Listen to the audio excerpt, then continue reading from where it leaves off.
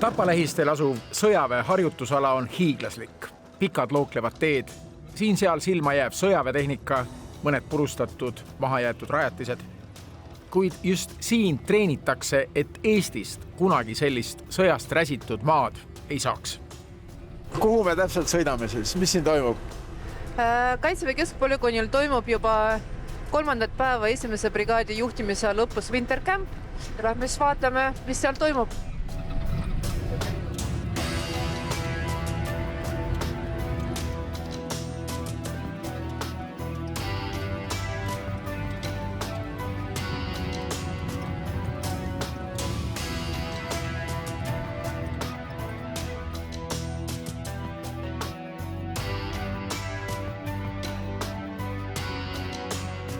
What's the news? The helicopter that was flying has killed them. Mobility kill. Okay. So they're no longer able to move right now.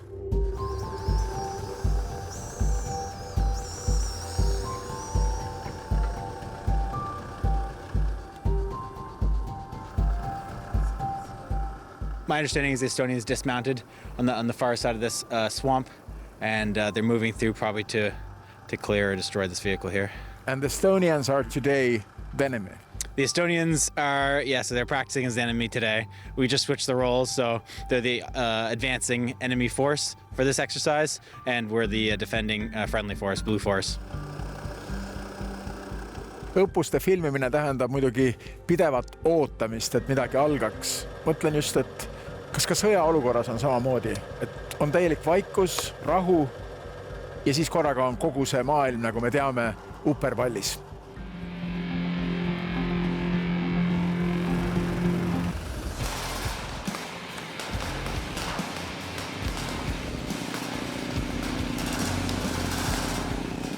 Talvist sõjaväeõppust juhib peatselt Eesti kaitseväe juhiks saav brigaadikindral Andrus Merilo.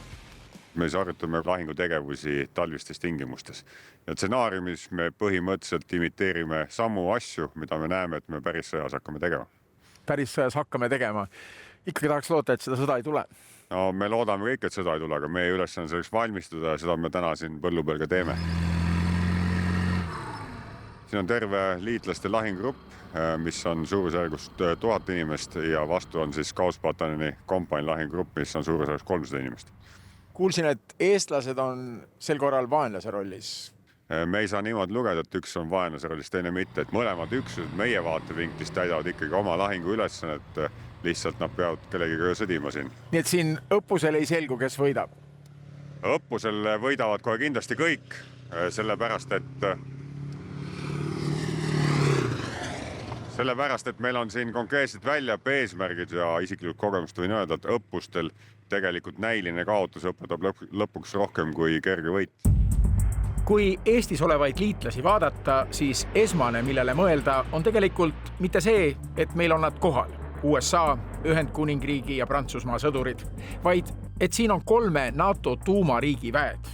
Ankurjõuks on britid. Our mission's really clear, and it's the same for all of the NATO battle groups that are deployed in the region. Firstly, we're here to deter any aggression. Secondly, we're here to reassure both the Estonian population, but also our allies. And finally, and if required to do so, we are here to defend the sovereign integrity of Estonia. Do the troops feel that they are so close to actual enemy, Russia, in Estonia here?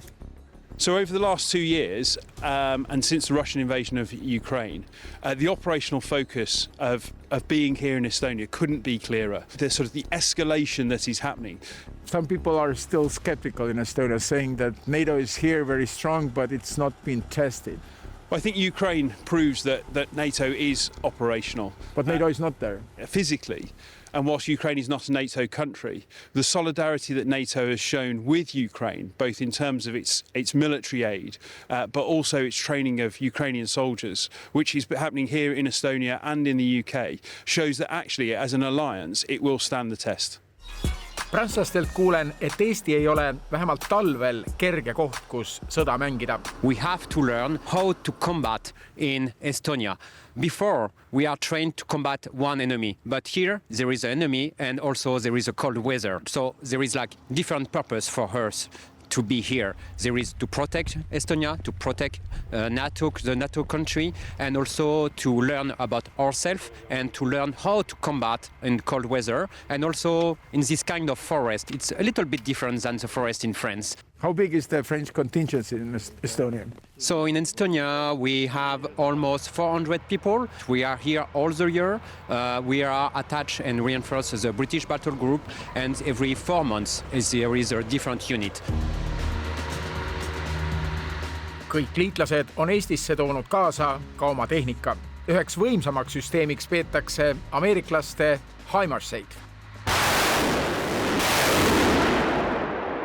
So this is the famous HIMARS. Yes. I expected something huge. No, so it's a normal sized vehicle for us in the military. It's mobile and one of our most capable systems. It is capable of firing 6 rockets or 1 missile. And how big is the range? The max range that we have is about 300 kilometers. It is a very robust system, and it is an all-weather system, which we have proven at this point up here in Estonia. You know, that was one of the biggest training objectives, to prove that it is an all-weather system. We just recently did some training, winter survival training, where the Estonians taught us how to make it through the winter, and then we culminated all that training with a polar plunge, where we got to jump in a frozen lake. You did it? I did. And you didn't die? No, I did not die. I actually did it twice. Okay. USA's toodud HIMARSite üksuse komandöri kapten Rochelle Stewarti jaoks on Eesti jäine talv, aga midagi eriti eksootilist. I personally have never experienced snow, and my family's from Trinidad, so I do not prefer the cold, but it has been quite an experience, and I do enjoy it thoroughly. I am in charge of 9 HIMARS systems, which is 9 crews. I also have a support element, which helps deliver the ammunition for the HIMARS. So in total, about 90 soldiers. And right now I have them split up between here in Estonia as well as Germany. It's actually a very powerful addition to Estonian military. Absolutely. We have the privilege of working with the future HIMARS Estonian battery, which is why I think this partnership is really good for us. Eesti saab oma HIMARSid tuleval aastal. Uut sõjatehnikat tuleb meil aga pidevalt. Äsja jõudis siia võimas mobiilne laevatõrje raketisüsteem Blue Spear. Mida see uus süsteem siis lisab Eesti kaitsele? See annab meile võimaluse mõjutada agressorit väga kaugelt. Võrreldes tänaste süsteemidega, ma julgen öelda, et enam-vähem 10 korda kaugemalt kui ühegi teise asjaga, mis meie relvastuses käesoleval hetkel on. Ja võime selle välja lasta Kohilast. Ja siis ta lendab metsakõrgusel ja küllap ta siis mere juures läheb jälle madalamale, nii et see on väga võimekas. Kuidas teie ametiajal on jagunenud Eestile oma laskemoona ja sellise sõjatehnika varumine ja siis liitlaste moona siia saamine ja liitlaste abi saamine? Ma julgen öelda niimoodi, et meie oma sammud on olnud võib-olla et isegi veidi pikemad. Aga väga palju plaane tuleb veel edasi arendada ja samuti ka meie peame päris palju investeerima. Sest ma pean tunnistama, et Venemaa relvajõud, ma julgen öelda, on täna suuremad kui Ukraina sõja eskalatsiooni alguses 22. Kindral Heremi ametiajal on Eesti sõjaplaanid viidud üle mudelile, kus eesmärk ei ole liitlasvägede pidev arvukas kohalolu. Praegu on neid Eestis umbes 2000, vaid õppuste käigus saadud kogemus siin võitlemiseks, tehnika eelpaigutus ja vajaduse korral teistest NATO riikidest abi kiire kohale jõudmine.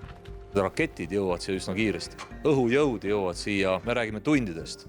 Siin on USA presidendi otsus näiteks ja me räägime 22 tunnist, kui on siin olnud lennuk. Teised asjad, mis tulevad mööda merd, soomus ja kõik muu tuleb loomulikult aeglasemalt, aga nad kindlasti ei hakka siia poole liikuma siis, kui sõda vall on pääsenud, vaid enne seda juba tehakse otsus. Kui me selles kuidagi ebaõnnestume, siis on meie süsteem täiesti vale. Täna ma ütlen, meil on selleks piisav eelhoiatus ja küsimus on selles, kas me otsustame piisavalt kiiresti. Ja siin ei heida ma jällegi midagi ette ega ei kahtlusta meie liitlasi. Ma räägin seda kas või Eesti kaitseväe juhataja tasandil, kas tema õigel ajal teeb õigeid otsuseid oma valituste piires. Aga liitlased on siin ja me usaldame neid. Absoluutselt. Kaitseväe järgmine juhataja brigaadikindral Merilo peab liitlasabi kiire kohale saabumise plaane edasi lihvima. Kuid temagi ei nõustu kriitikutega, kes leiavad, et reaalseid sõduri saapaid peaks Eesti pinnal ikkagi rohkem olema, et me ei saa kedagi kaugel olevat usaldada. Meie liitlas on täna juba siin valmis meiega lahingusse minema mõne tunni jooksul ja see on fakt olnud juba aastast 2017, kui nad esimest korda esimese alabrigaadi koosseisu tulid. Ehk siis juurde võib tulla liitlasi sel hetkel, kui vaja, nii palju, kui on vaja ülesande täitmiseks. Aga tegelikkuses täna selleks, et heidutus toimiks, ei ole vaja liigutada jalaväelasi, tanke, soomukeid mööda maad kuskile punkti, vaid tuleb teha strateegilise heidutuse võtmis neid asju, mis veenavad meie vastast, et ei ole mõtet isegi üritada meid rünnata. Yeah, so it's all based upon the threat. And it's all based on the likelihood, the severity of that threat. And I think it's reasonable that force levels and force postures and the capabilities that are deployed will increase and will decrease, will change over time as that threat evolves. Eesti kaitseplaanid ja NATO kaitseplaanid siin idatiival on salastatud, aga on nad realistlikult paigas. Te teate täpselt, mis peaks hakkama toimuma, kui? Eesti on siiski NATO liige olnud 20 aastat. Meil on endal olnud kogu aeg sõjaplaanid, mis on reaalselt kaetud üksuste võimetega. Me teame täpselt, mida on vaja teha. See kõik on osa NATO plaanidest. Ehk siis täna on plaanid olemas, valmis need täide viia on olemas ja iga päev, mis me teenistus oleme, valmistume ka plaanid ellu viimiseks. Nii nagu siin õppusel harjutame konkreetsete asjade täide viimist, siis kogu aeg käes.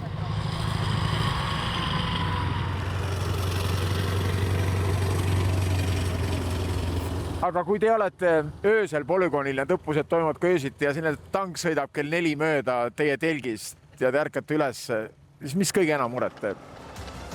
Kui ma siin olen ja tank sõidab mööda öösel kell, siis ma vastupidi ei tunne üldse muret. Siis ma tean, et me oleme ju väga valmis, töö käib, harjutame ja ei muretse väga. Ma pigem tahaks jõuda sinna punkti, nagu mõned kuulsad kindralid on öelnud, et ma tahan, et teised inimesed ärkaks üles ja muretseksid minu pärast.